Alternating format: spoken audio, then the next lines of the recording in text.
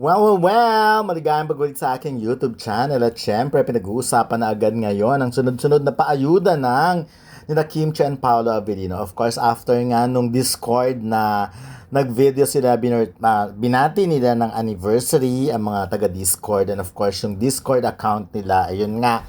Eto naman ngayon, sunod-sunod na nag-post na si Attorney Georgie Alonzo ng Quantum Films, si Direk Chris Martinez na writer, of course, at syempre si Kim Chiu and Paolo Avellino na nire-repost yung mga video na ito. So, ay yung mga pictures na ito. So, ayun na nga, na ramdam mo, no? Tested by years of grief and failures.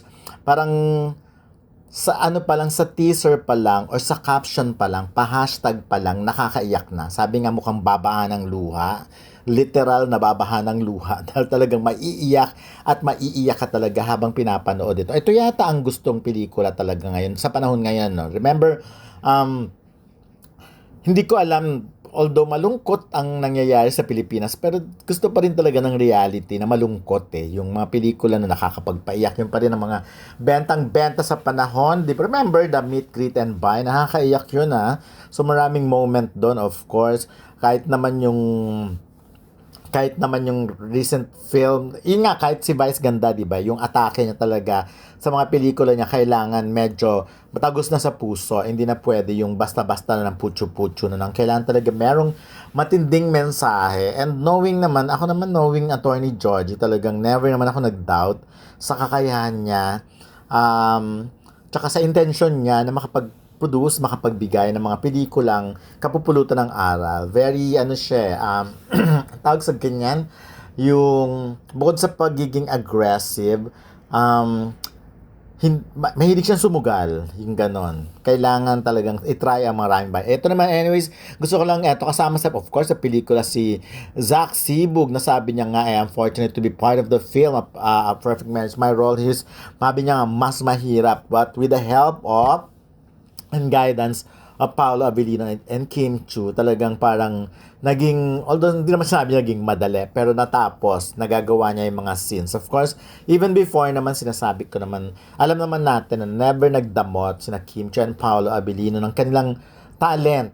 Kung kaya nilang magbato, kahit hindi naman sila, sometimes ganun yung mga artistang kahit hindi ka kailangan sa eksena, pero halimbawa, yung kukunan yung part, yung kasama mo lang, pero kung pero talagang nagbibigay ka pa rin. So remember, isa sa mga pinuri yun sa eksena kila Lolita Rodriguez noon at Nora Honor, sa mga eksena nila na kahit daw wala yung isa, hindi naman maku-close up yung isa o hindi makukunan, nandun pa rin, nagbibigay pa rin, talagang sumasali pa rin, nakikibato pa rin. So, ganun daw ang na-experience ng maraming artista kina Kim Chiu and Paolo Avellino, which is bongga yun. Ito, yun na nga, pag binasa mo yung messages ng mga Kim Paulanja, parang ready na silang magdala ng panyo, ibang tawel lang dadalhin, yung parang silang na-excite na naiyakan talaga ang Kim Pa. Of course, alam naman natin na kailangan din ng kilig, pero ako talaga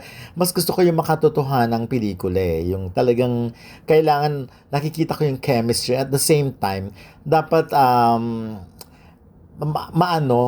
may tama sa puso. Kasi pag simpleng pelikula lang, yung mga pakilig moment lang, parang wala eh. Eto naman si Direk Dan Villegas naman kilala naman talagang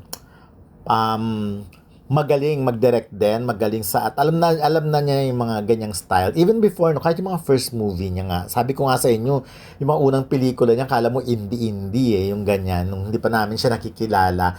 But then, eventually, napansin nga, because of the ganda ng mga pelikula, yung mga ganun naman yun. And finally, marami nakapag-isip na pagsamahin nga, again, sila Kim Chiu and Paolo Avellino, na ganito yung klase, na ganitong klaseng pelikula. Ako, ang taas na expectations ko sa A Perfect Marriage, at I'm sure naman hindi sila mapapahiya, I'm sure naman. But anyways, ayan, napakagwapo nitong si Zach Sibug, no? Talagang actually parang siya apo siya ni Attorney Georgie, yung ganon. Tapos, so pinapakita nga kanina yung damit ni Kim Chiu, di ba, sa Showtime, na medyo labas na yung tiyan. Nakakatawa yung message ng mga, alam mo na, ng mga fancy Kim, sila Madam Adelita, of course, sila Ayun, parang medyo ano na sila, naniniwala na sila na she's not pregnant ka. Sabi ko naman sa inyo, bilis nyo kasi actually pabago-bago nga yung ano. Kasi yun nga, nakita nilang nakalabas na raw yung nagpapakita na uli ng tiyan. And at the same time, yung dance kasi kanina, di ba? Yung sa video, yun talaga. Pwedeng kung alam mo, kung buntis ang isang babae, hindi naman siguro kikilos. Dati ko pa naman sinasabi na gano'n na hindi magsusuot ng matataas na heels, hindi magaganito, hindi ganyan, di ba? Mag-iingat at mag-iingat. Pero kaya lang nga, iba't ibang nangyayari kasi may mga kitang ibang anggulo, so mga gano'n. So yan muna ha, maraming dapat abangan at ako na-excite ako sa film na ito. Kasi to be honest sa My Love Will Make You Disappear, um, nung nalaman ko yung project na yon, parang okay lang kasi nalaman ko kung sinong director, yung mga ganyan.